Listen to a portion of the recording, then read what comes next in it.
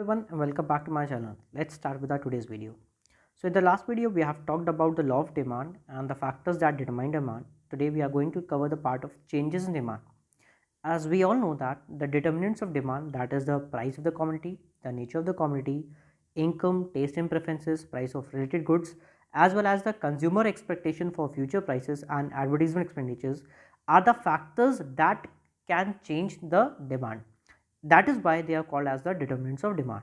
So we are going to talk about the changes that can be made by these demand. तो अब हम इसकी बात करते हैं कि अगर ये डिमांड चेंज होगा तो कैसे होगा और वो किस रेफरेंस में क्या होता है. So the first thing is that the expansion and contraction of demand. Demand may change due to various factors. The change in demand due to change in price only, where the other factors remain constant, it is called expansion and contraction of demand.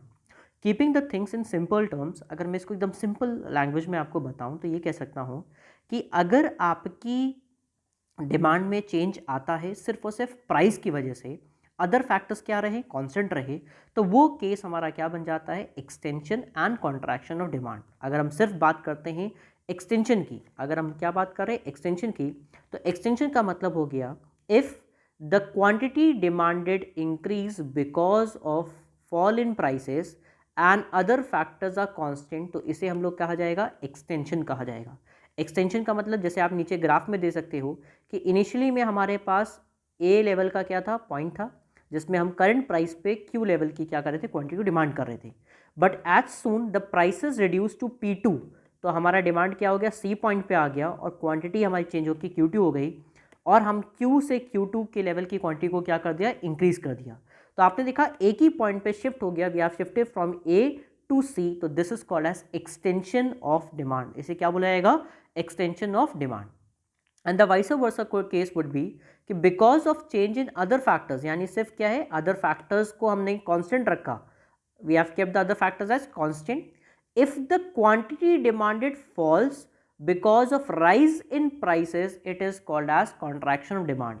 तो यानी कि अगर हम बात करते हैं price की बढ़ने की वजह से डिमांड कॉन्ट्रैक्ट करे, रिड्यूस करे या डिक्रीज करे, तो वो हमारा क्या बन जाता है, कॉन्ट्रैक्शन ऑफ डिमांड बन जाता है.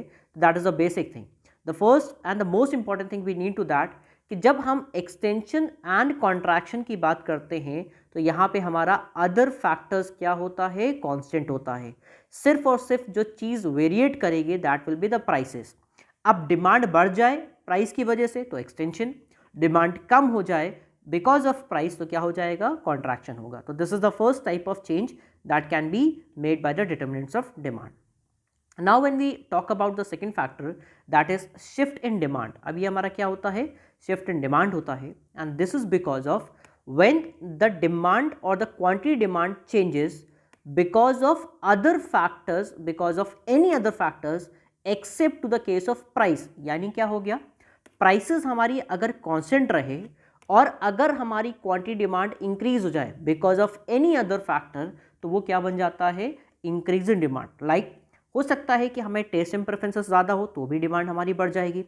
फ्यूचर एक्सपेक्टेशंस है तो भी हमारी क्या हो सकती है, डिमांड बढ़ सकती है. इनकम अगर फैक्टर होगा तो भी आपकी क्या है, एक डिमांड चेंज हो सकती है. तो इन सारे फैक्टर्स की वजह से, या एडवर्टीजमेंट अगर हम कह रहे हैं तो इन सारे फैक्टर्स की वजह से अगर आपकी डिमांड इंक्रीज कर जाती है तो that is called as shift in demand curve. वो हमारा क्या है, इंक्रीज इन डिमांड कहा जाता है. And the vice versa case, if the prices is constant and demand decreases, quantity demand decreases because of other factors, so that is called as decrease in demand. अब आपको यहाँ पे क्या ध्यान रखना होगा कि जब हम इंक्रीज और डिक्रीज की बात करते हैं, एक्सपेंशन और कॉन्ट्रैक्शन की बात करते हैं, तो बोलने सुनने में दोनों वर्ड एक जैसे लगते हैं, बट फर्क ये होता है कि अगर हम कभी भी एक्सपेंशन और कॉन्ट्रैक्शन की बात करेंगे तो वहाँ पे अदर फैक्टर्स क्या होते हैं, कांस्टेंट होते हैं. लेकिन जब हम इंक्रीज या डिक्रीज की बात करते हैं तो वहाँ पे हमारे प्राइसेस क्या होंगे, कांस्टेंट. यानी प्राइस, लेट अस से कि हम कुछ भी रीज़न हो, अर्जेंसी हो सकती है, हमें नेसेसिटी हो सकता है, हमारी इनकम हो सकती है, बस क्या चीज़ नहीं चेंज होगी, प्राइस. यानी कि पहले भी प्राइस क्या थी, अगर 100 रुपये थी तो आज भी प्राइस 100 रुपये की है, लेकिन फिर भी अगर डिमांड इंक्रीज हो सकती है because of any other factors, that will be called as increase in demand. अब इसको अगर हम ग्राफिकली रिप्रेजेंट करें तो आपको ये चीज़ होगा, since it is called as shift of demand curve. यहाँ पे अगर चेंज आता है तो आप नोटिस करोगे कि अगर ये आपका ग्राफ है, आपकी प्राइसेस, ये इनिशियल डिमांड है, अगर हमने कहा कि डिमांड कर्व आपका राइट साइड शिफ्ट हो जाए, किसकी तरफ? राइट साइड से, D1 से, ये D1 हम ले लेते हैं, D1 की तरफ शिफ्ट कर जाता है, तो इसे क्या कहा जाएगा? Increase in demand. जैसे आप देख सकते हो कि पहला इनिशियल हमारा डिमांड कर्व कितने का था? D था, शिफ्ट होके हम कहाँ पे आ गए? D1, तो ये क्या बन गया? इंक्रीज इन डिमांड, यानी आपका डिमांड कर्व किसकी तरफ शिफ्ट हो गया? राइट हैंड साइड शिफ्ट हो गया। बट वाइस वर्सा अगर जाए, यानी कि हम D से D2 पे अगर शिफ्ट हो गए, that means from D to D2, ये आपका क्या हो जाएगा? डिक्रीज हो जाएगा, that will be called as decrease. और क्योंकि ये डाउनवर्ड सर्व नीचे की तरफ आ रहा है तो डिक्रीज, और ऊपर की तरफ जा रहा है तो increase. That is the basic point. अब आपको ये चीज़ ध्यान रखनी होगी कि इस ग्राफ में आप कहीं पे भी नोटिस देखिए, प्राइसेस हमारी क्या है? कांस्टेंट है, लेकिन तीनों डिमांड कर्व में एक में डिमांड कम है, ये आपकी नॉर्मल केस है, ये आपकी डिमांड बढ़ गई, तो जिसकी वजह से राइट साइड शिफ्ट होगा तो उसे हम क्या कहा जाएगा? इंक्रीज बोला जाएगा। और अगर लेफ्ट हैंड साइड होगा तो उसे क्या बोलेंगे? डिक्रीज इन डिमांड कर्व बोला जाएगा। Now next is the basic difference between expansion. अब आपको याद रखना होगा कि बहुत ही इंपॉर्टेंट पॉइंट हो सकता है पेपर में आपसे क्वेश्चन पुटअप कर ले। Differentiate between expansion and increase of demand. अब आपको ध्यान रखना होगा, एक्सपेंशन और इंक्रीज में पूछ सकता है, कॉन्ट्रैक्शन और डिक्रीज में पूछ सकता है। तो आपको ये ध्यान रखना होगा, चाहे वो एक्सपेंशन हो या कॉन्ट्रैक्शन हो, demand is varying due to changes in price. यहाँ पे जो चेंज हो रहा है वो क्या हो रहा है? प्राइस हो रहा है। और यहाँ पे जो चेंज हो रहा है वो क्या हो रहे हैं? अदर फैक्टर्स हो रहे हैं। ठीक, अदर फैक्टर्स लाइक इसमें क्या हो सकते हैं? क्या होते हैं? कांस्टेंट होते हैं। जब हम एक्सटेंशन और कॉन्ट्रैक्शन की बात करते हैं तो अदर फैक्टर्स हमारे क्या हो जाते हैं? कांस्टेंट हो जाते हैं। लेकिन जब हम शिफ्ट की बात करते हैं, यानी increase, when we are talking about the shift, तो यानी किसकी बात कर रहा हूं मैं? इंक्रीज एंड डिक्रीज की बात कर रहा हूं, तो यहाँ पे आपकी प्राइसेस क्या रहेगी? सेम रहेगी। The consumer moves along the same demand curve, यानी जो भी मूवमेंट होता है that is on the same demand curve, same demand curve पे ही मूवमेंट होता है।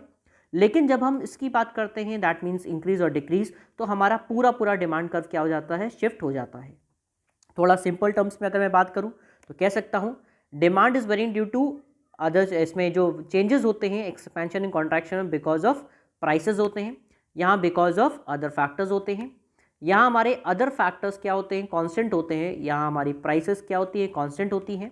दैट इज, यहाँ शिफ्ट ऑन डिमांड कर्व होता है, यहाँ शिफ्ट ऑफ डिमांड कर्व होता है। एग्जाम्पल के तौर पर ये ग्राफ है, ये पॉइंट है, यहाँ पे अगर पीछे साइड जाते हैं तो कॉन्ट्रैक्शन, नीचे के साइड आते हैं तो ये आपका होता है एक्सपेंशन होता है, ये आपका बन जाता है एक्सपेंशन। और अगर हम पीछे की साइड जाते हैं तो क्या बन जाएगा? कॉन्ट्रैक्शन। उसी तरह अगर हम शिफ्ट में बात करते हैं, in the case of shift और डिमांड कर्व, तो अगर राइट हैंड साइड जाएंगे तो इंक्रीज और लेफ्ट हैंड साइड जाएंगे तो क्या बन जाएगा? Decrease of demand curve. इस तरीके से you can clearly differentiate between expansion and increase, contraction and decrease of demand curve. So that's all for the day. I am pretty much sure कि आपको ये सारे पॉइंट्स क्या हो गए होंगे? क्लियर हो गए। Thank you everyone, have a good day.